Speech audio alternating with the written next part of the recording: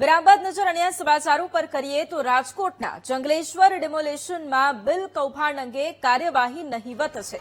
Bill કૌભાંડ મામલે તપાસ કમિટીએ હજુ સુધી કોઈ પણ પ્રકારની કાર્યવાહી નથી કરી. યોગ્ય તપાસ ન કરાતા તપાસ કમિટીની કાર્યવાહી સામે પણ હવે સવાલો ઉઠી રહ્યા છે.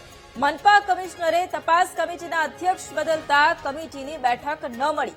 પીજીવીસીએલના એમડી કેતન જોશીને તપાસ સમિતિના અધ્યક્ષ બનાવાયા છે. તો જંગલેશ્વરના ડેમોલેશનમાં બિલ કૌભાંડ મામલે હજી સુધી કોઈ કાર્યવાહી નથી કરવામાં આવી.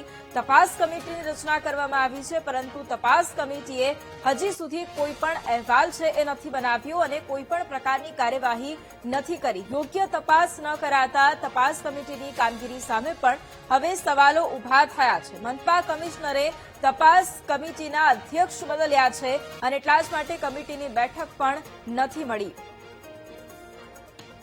અને આજ મુદ્દે સંવાદદાતા ભાવેશ ફોન લાઈન પર છે. ભાવેશ, રાજકોટના જંગલેશ્વર ડેમોલેશનમાં જે બિલ કૌભાંડ સામે આવ્યું હતું, પરંતુ તેની સામે હજુ સુધી કોઈ જ પ્રકારની કાર્યવાહી નથી કરવામાં આવી. શું આક્ષેપો થઈ રહ્યા છે?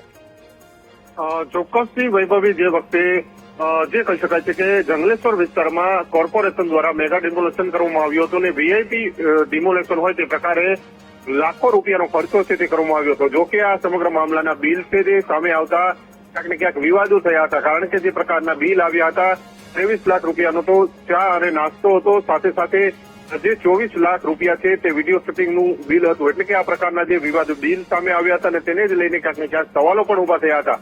તો કે આ સમગ્ર તપાસની જે કહી શકાય છે કે સમગ્ર મામલાની તપાસ માટે મનપા કમિશનર દ્વારા કમિટીની રચના કરવામાં આવી હતી. તપાસ કમિટીની એક પણ બેઠક હજુ સુધી મળી નથી. તે પહેલા જ કમિશનર દ્વારા આ તપાસ કમિટીના અધ્યક્ષ છે તેમને બદલવામાં પણ આવ્યા હતા. એટલે કે પીજીવીસીએલના એમડી કેતન જોશી છે તેમને આ કમિટીના અધ્યક્ષ બનાવવામાં આવ્યા હતા, પરંતુ કેતન જોશી અને તેમની જે આ તપાસ કમિટી છે તેમના દ્વારા હજુ એક પણ જે કહી શકાય છે કે બેઠક કરવામાં નથી આવી. એટલે કે આ મામલે તપાસની કોઈ યોગ્ય કાર્યવાહી છે તે કરવામાં નથી આવી રહી. તેને જ લઈને અનેક સવાલો છે તે હાલ તો ઉભા થઈ રહ્યા છે. જી બિલકુલ, આભાર ભાવેશ તમામ જાણકારી માટે.